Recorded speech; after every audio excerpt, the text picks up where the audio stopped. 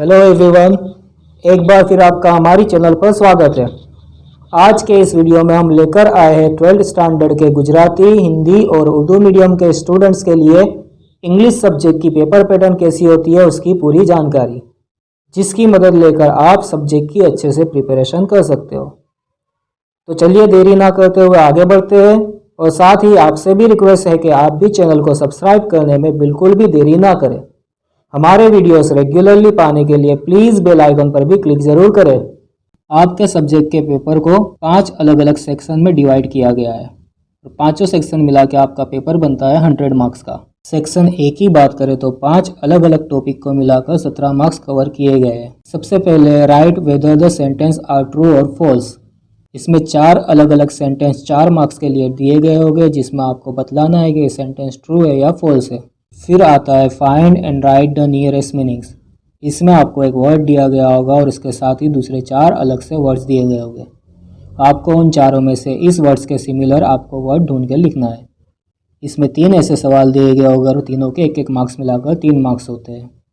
उसके बाद है select the most appropriate language functions from brackets and write them against given sentences.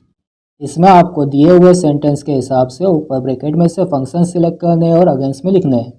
यहाँ पर 3 सेंटेंस दिए गए होंगे और तीनों के 1-1 मार्क्स मिलाकर 3 मार्क्स होते हैं। फिर आता है select and write the most appropriate responses focusing given functions. इसमें भी आपको फंक्शंस के बारे में ही दिया गया है। एक सेंटेंस दिया गया होगा और उसका अगेंस्ट में आपको आंसर में दूसरा सेंटेंस लिखना है।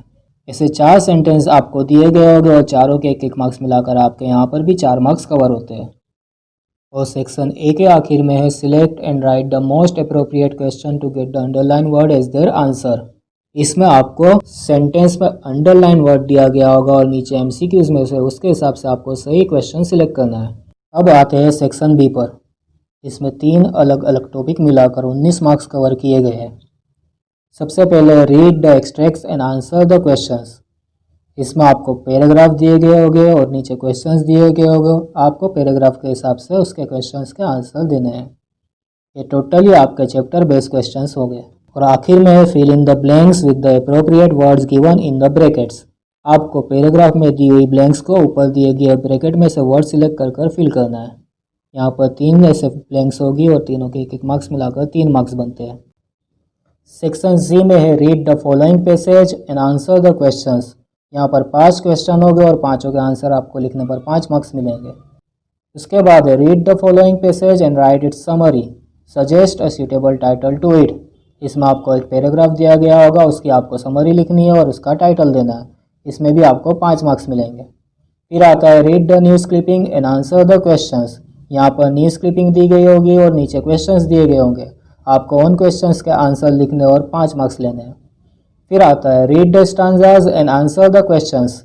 यहाँ पर भी स्टांजाज दिए गए होगी जो आप ही के चैप्टर में से होगी, जिनके आंसर देकर आपको 5 मार्क्स लेने हैं। इस तरह से सेक्शन सी बनता है आपका 20 मार्क्स का। फिर आता है सेक्शन डी जो कि 20 मार्क्स का है। सबसे पहले इसमें do as directed. Do as directed में 2 क्वेश्चन हो गए 2-2 मार्क्स के। एक होगा आपके टेंस बेस और दूसरा आपका एक्टिव और पैसिव वॉइस बेस होगा। उसके बाद है render the following dialogue into indirect speech. यहाँ पर आपको इनडायरेक्ट स्पीच में कन्वर्ट करना रहेगा जो भी दिया गया होगा उसको। ये होगा आपका 4 मार्क्स का। फिर आता है complete the sentences using the function given in the brackets. आपको ब्रैकेट में दिए गए फंक्शन का इस्तेमाल करना है और सेंटेंस को कंप्लीट करना है। यहाँ पर ऐसे 5 क्वेश्चन हो गए और पाँचों के मिलाकर आपको 5 मार्क्स मिलेंगे। फिर आएगा combine the following sentences and make a meaningful sentence. आपको अलग अलग सेंटेंस को कंबाइन करना है और एक मीनिंगफुल सेंटेंस बनाना है। यहाँ पर 3 क्वेश्चन हो गए और तीनों के मिला के 3 मार्क्स मिलेंगे। और आखिर में होगा rewrite the paragraph correcting the errors. Paragraph में दी गई कुछ एरर्स को आपको करेक्ट करना है और 4 मार्क्स लेने हैं। और आखिर में है सेक्शन ई जो कि है आपका 24 मार्क्स का। उसमें सबसे पहले study the following picture and describe it in about 80 words. 5 marks के इस टॉपिक में आपको डेटाबेस दिया गया होगा या तो एक पिक्चर दिया गया होगा जिसको आपको डिस्क्राइब करना है अबाउट 80 वर्ड्स में। उसके बाद right paragraph in about 150 words using the keywords. यहाँ पर कुछ टॉपिक के ऊपर आपको कीवर्ड्स दिए गए होंगे, उसके हिसाब से आपको पैराग्राफ बनाना है, एक ऐसे बनाना है। यह है आपका 8 मार्क्स का। उसके बाद 6 मार्क्स के टॉपिक के ऊपर या तो दी हुई सिचुएशन के ऊपर आप स्पीच राइटिंग भी कर सकते हो, या तो उसके अगेंस्ट में आपको दी हुई सिचुएशन के ऊपर आप एप्लीकेशन भी राइट कर सकते हो। फिर 5 मार्क्स के टॉपिक में या तो आपको एक सिचुएशन के ऊपर ईमेल राइटिंग दिया होगा, या तो उसके अगेंस्ट में आपको एक रिपोर्ट राइटिंग भी दी गई होगी।